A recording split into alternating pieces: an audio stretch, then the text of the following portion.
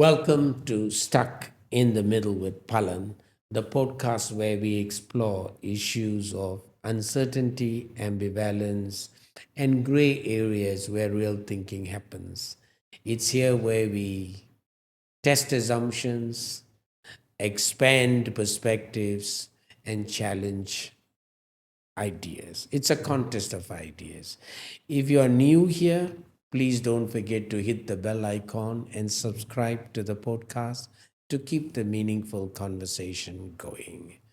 Today, we dive into a topic that sits at the heart of organizational performance, which is competency models. I was intrigued by a recent report by McKinsey, which talks about reimagining development in the future of work. And the first thing that they say is look, organizations are operating in a period of unprecedented skills velocity. Functional and technical skills get outdated so fast that even job roles they don't have time to adjust. They just get completely obsolete. Second is automation and digital transformation is impacting the workplace so fast that the half-life of skills continues to shrink regardless whatever happens. And so this requires individuals to learn faster and organizations to adapt far more quickly. And the third one is in spite of all these changes, behavioral competencies seem to still hold the anchor for leadership, culture, and performance. I think we continue to emphasize in issues like ethics and integrity, teamwork, collaboration, sense of urgency, etc.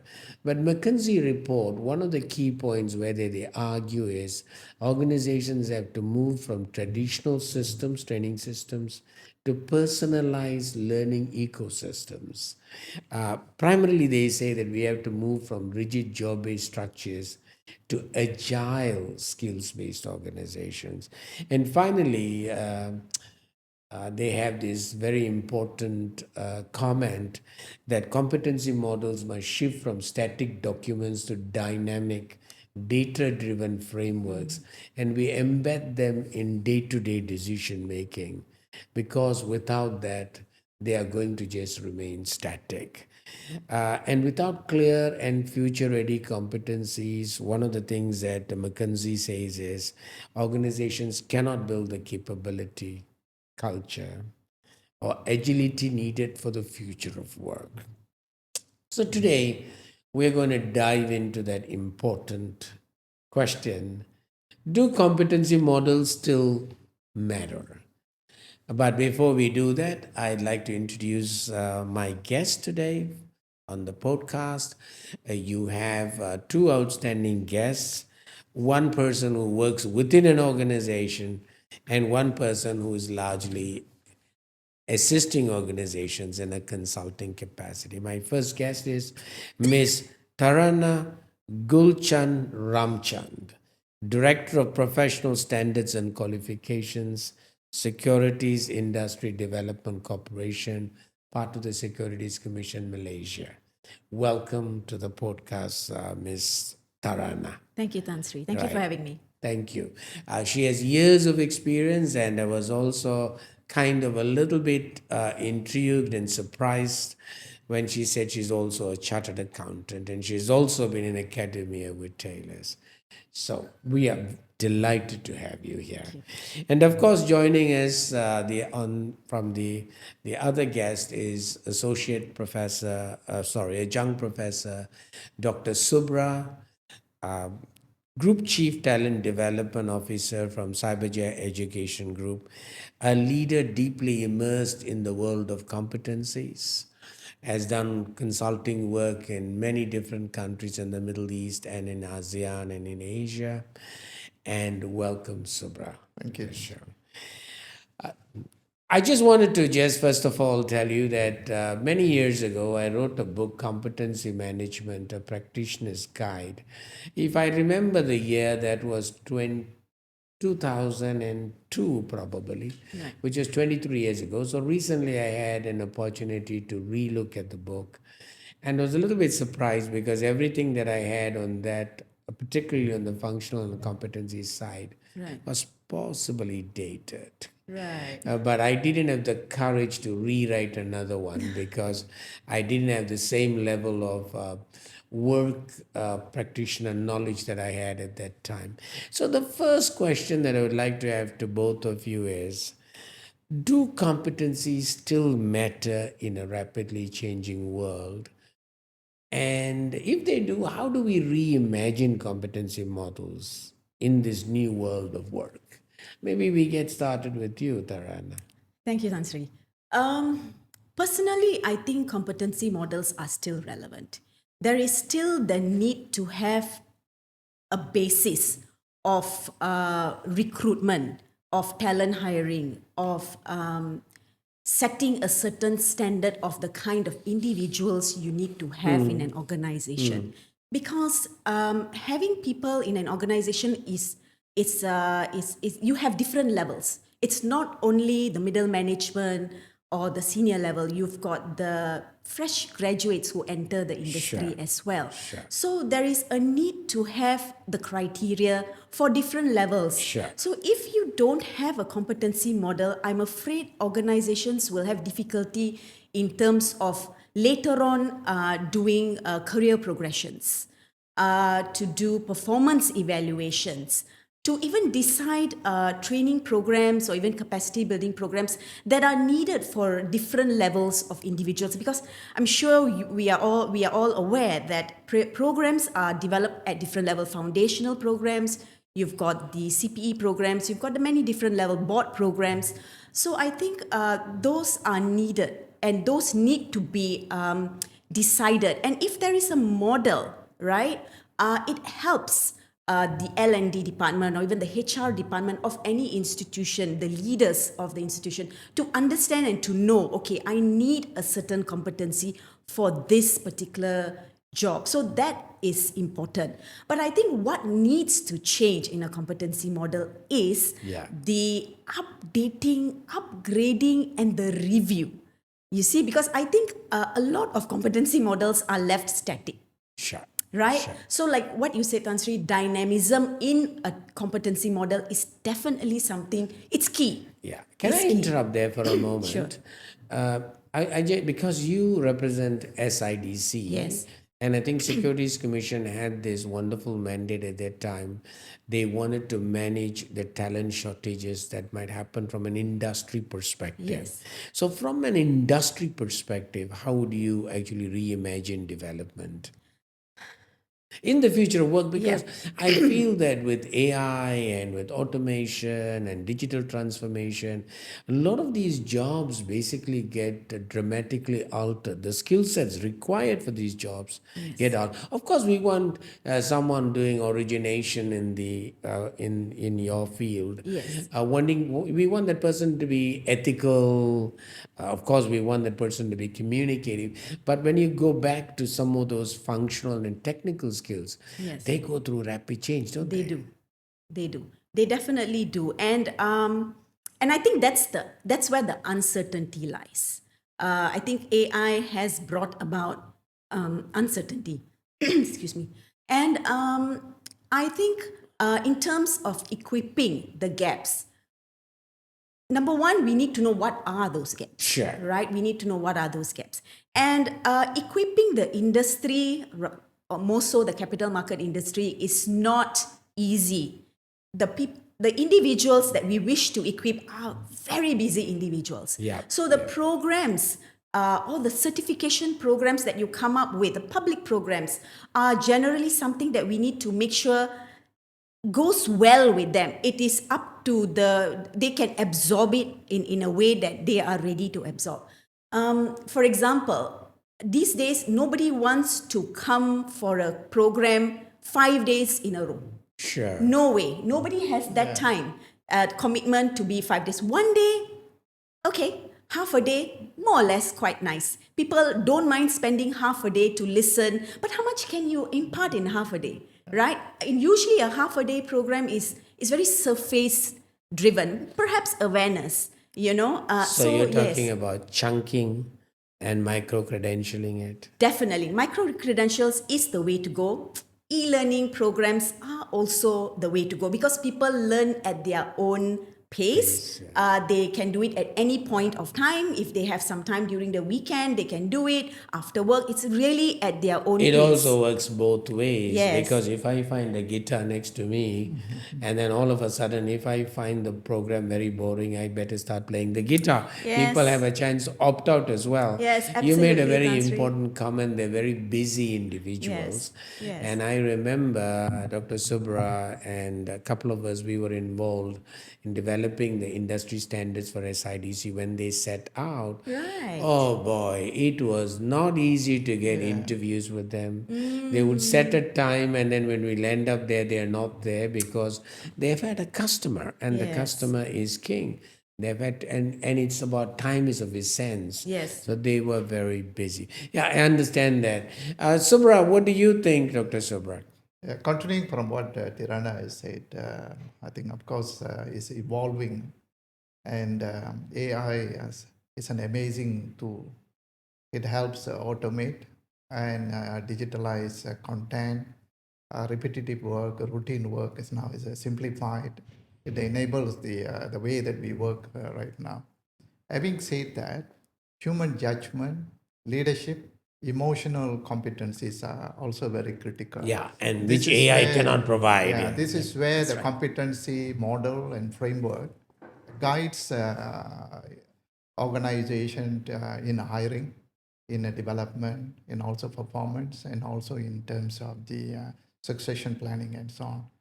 So in order to have all this development, they need to fall back onto the framework and so on. Certainly AI and then technology is there.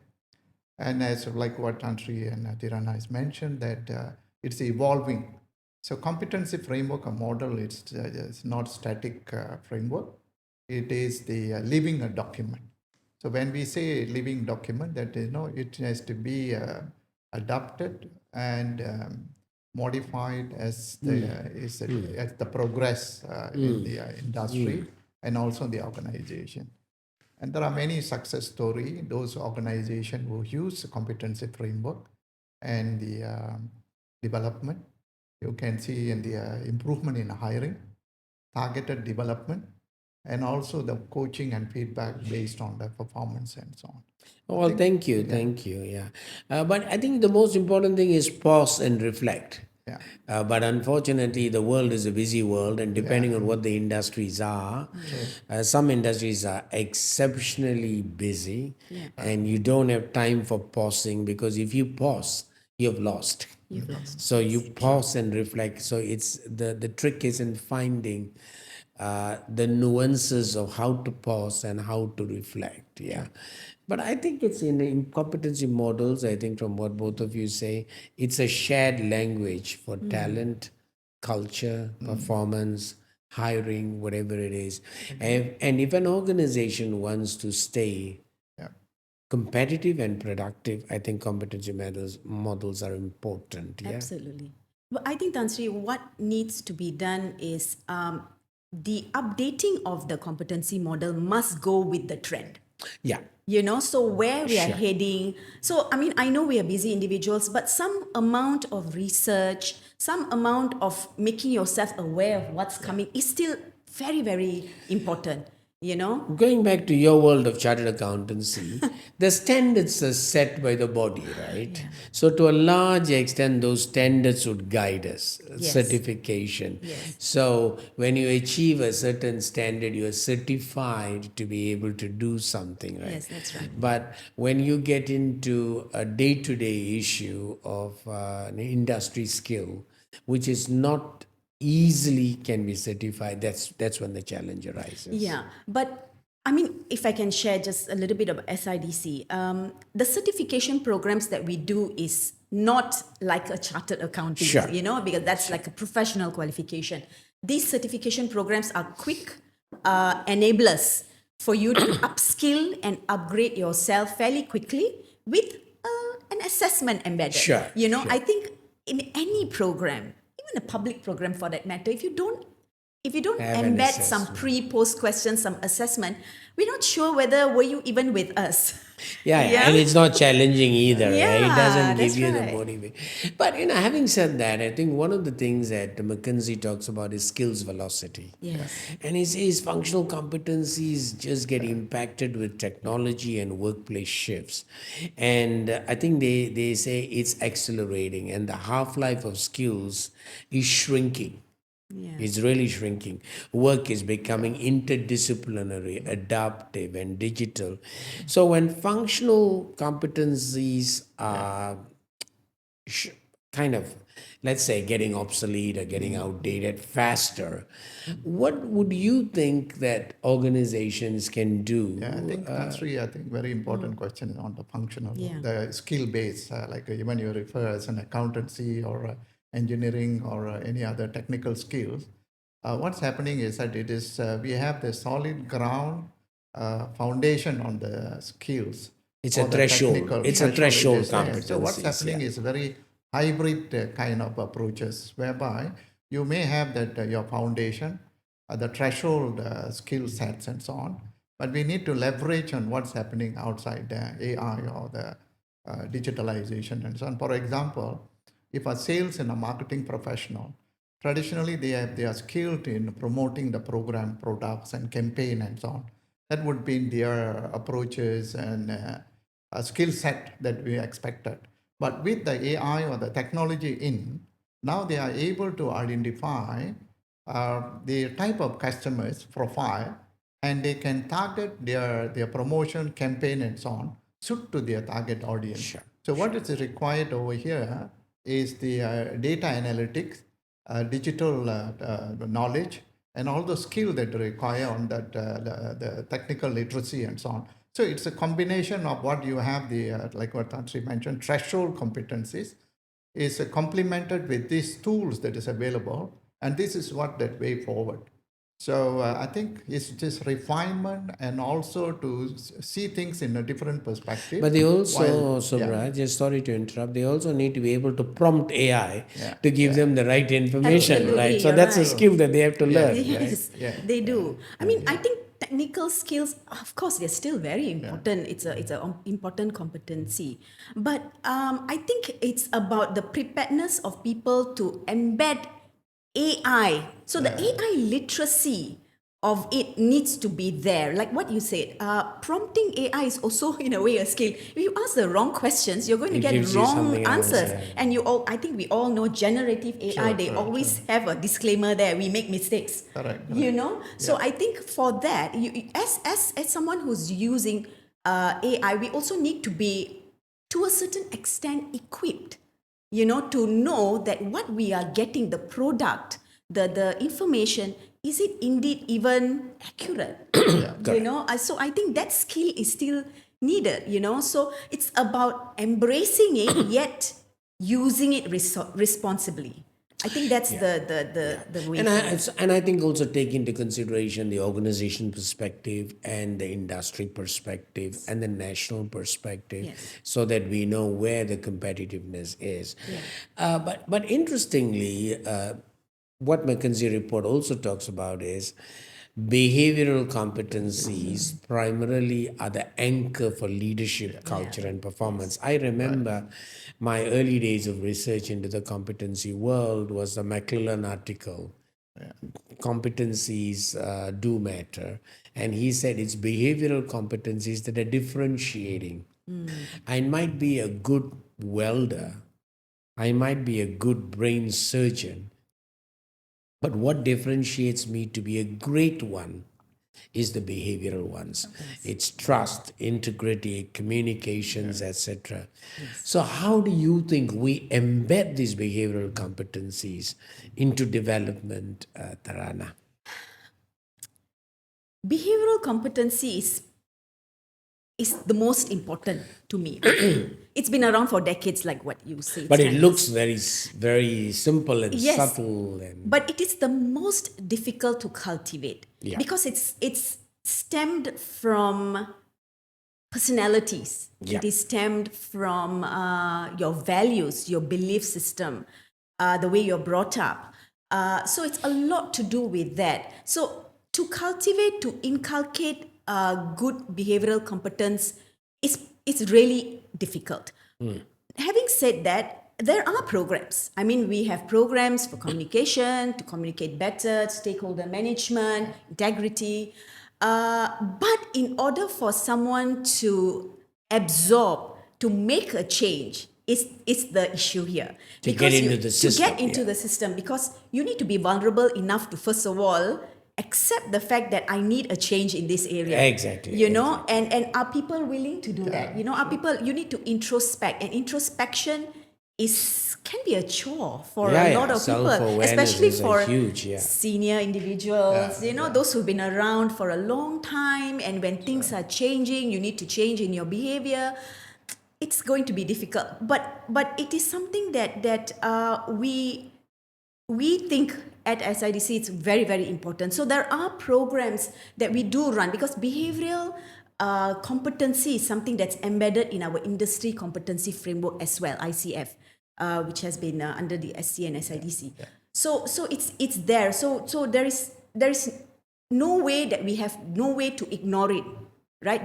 We need to cultivate it. So to me, I think behavioral competence is something that we can make a change, but it is going to be in phases. Sure. It's going to take time. It takes a lot more effort. Effort as well. Using iceberg model framework or illustration, Tantri, if you look at it, the tip of iceberg is usually The skills and knowledge is skills and visible. knowledge, which is visible, which is easier to focus and develop, compared to those underneath of the iceberg. Underlying characteristics that make a which where difference, that the emotions, feeling, motives, intentions are there.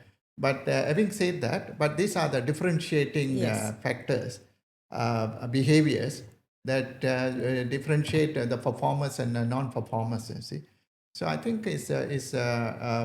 behavioral competencies still making an impact on the individual's performance. For example, I probably would have acquired knowledge and skill regarding coaching and giving feedback, tools, techniques, listening, and so on.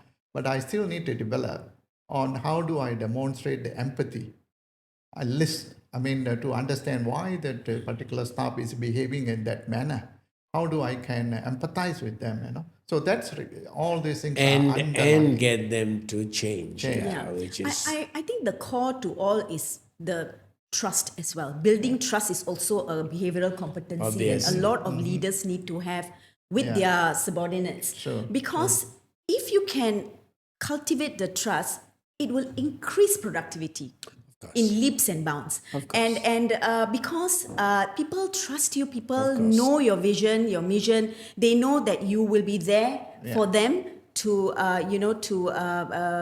defend them in any way if need be. So I think the trust is important, with the uncertainty with AI even more.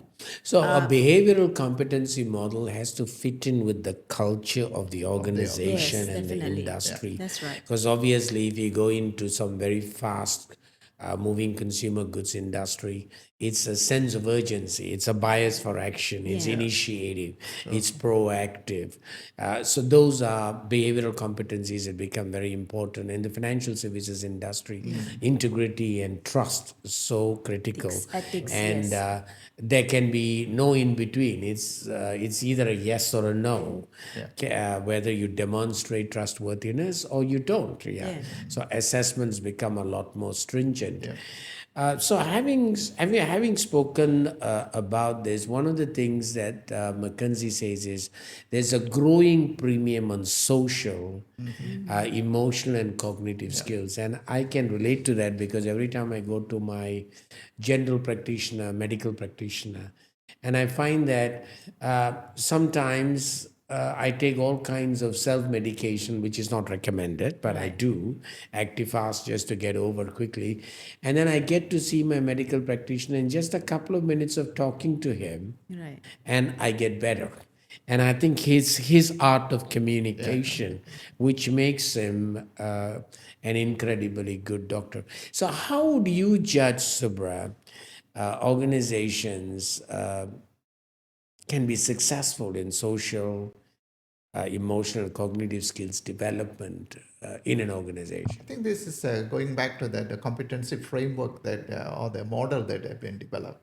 So we always say that there are core competencies, which is organization wide, and usually it's driven based on the organization values.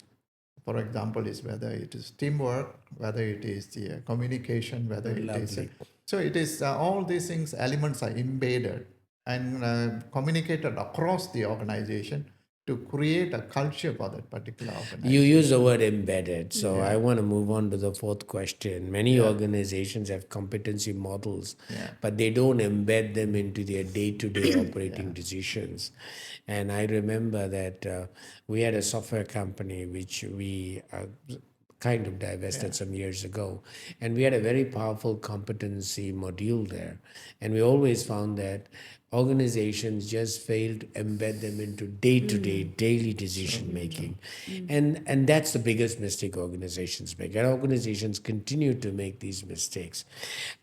So how do you think, Tarana, leaders can use the competency model better, not as a static document, but as dynamic, data driven frameworks to help hiring, performance management, culture, and talent development? I think before that, the competency model needs to be a simple document. Yeah, yeah. You know, I mean, if the moment you start using technical terms and jargons, it complicates the whole matter. People are And it confused. makes it competency fatigue. Yeah. Exactly.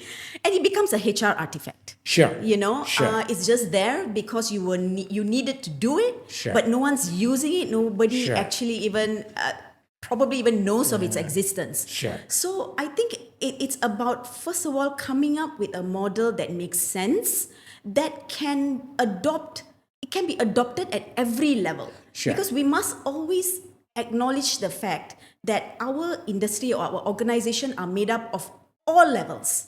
So the model must apply and must be easily understood by everyone, as junior as a fresh grad to as senior as the CEO. It must be aligned to the It must be people. allowed. And It then has it to must be be balanced. agile. Yeah. Yes. So I think first of all is to come up with that. And secondly is about creating the awareness of the model and ensuring you have given opportunity to your colleagues to comment on it. Sure. You know, Sure. because surely there will be clarification needed. Let's be consultative. Yes, there has to be that sort of opportunity given in order to clarify, to consult, to understand the model. Because as you said, there is that need to take it back to our subordinates. Sure. Right? So you need, as a leader, you need to understand it first so that when your subordinates question you or ask you about it, you are able to clarify. Yeah, You know? absolutely. So, and as per what we had mentioned at the beginning of this session, that it is also used for performance reviews. Yeah. And performance reviews is the most important part for any employee because that's what determines remuneration, bonuses, increments, allowances. It's a foundation It's the for foundation. many Yes. other things. So if the expectations of it are not set well from the beginning, because I don't know, many organizations have different reviews. They have a midterm review, they have an end review, you know, they have many reviews. So you've got to ensure that the expectations set based on the model that the organization has is very clear to the leader and to the employees. Because to me, I think performance appraisal or reviews is a time to reward. It is not a time to penalize. Yeah. Because if you really want to speak to someone to improve, you should have done it. And it's in the year. also an opportunity for a personalized learning ecosystem. That's right. To meet the individuals, their development That's needs. right. And also what we plan to do the following year. Right. You know, the preceding year. Okay. So that's the kind of conversation happens. So I think for me, the model needs to be simple, Sure. easily understood, provide elements of consultation, Sure. and it needs to be reviewed. Sure. And Subra? Adding on to that, three is we have done consulting or assignments for many organizations, small and large. What I can say is that it is the model or the framework it is not used to the fullest or the maximize the framework and so on. The intentions or the underlying principles behind it is yes. What would have happened along the way is that because of the people change from one person to another person, the core essence, the learning from that particular things Is is lost. not being cascaded down or breathed, And also the way that the competency framework is built, it should be linked to from the recruitment to the development to the performance review from succession. So it's all related from where do you start until you exit in the organization. So then you will see that the usage of that particular framework will be maximized. And it has to be simple and the language that people can understand from the CEO right up to those who are in the lower level. So the language must be simple, easy, and applicable, and certainly it will add value to the organization. I think you talked about simple, applicable from the CEO right to every level employee. Yes. And I remember a story about Steve Jobs, and Steve Jobs always talked about this when he came back to Apple for his second innings. Yeah. And he said, look, there are too many products here. And he just drew a 2x2 matrix and he said, desktop and laptop, personal use and business use. And that was it. So there were just four categories. One was what is going to be used for a laptop and a personal use, what's going to be used as a business and a desktop. And so he was able to simplify that. So in many ways, we also take the cue from leadership. We take the cue from leadership and say, where is the leadership wanting to go, and how do we align so when changes happen, we are agile.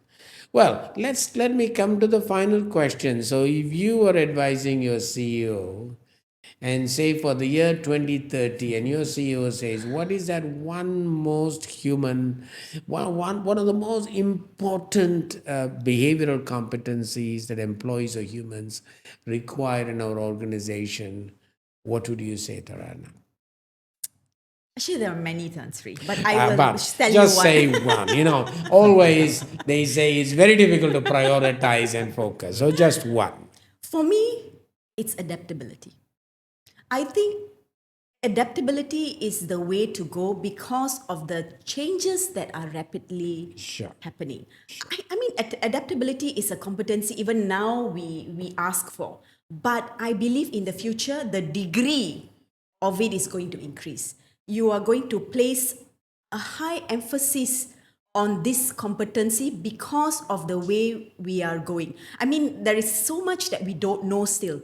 Right? I mean, I don't think any one of us knew that we will have this 3 years ago, where we had AI introduced to us. So I think adaptability, because by the time it's 2030, you're going to have the generation Alpha joining us. Okay, that's Right? a new word, Yes. Generation Alpha. So Okay.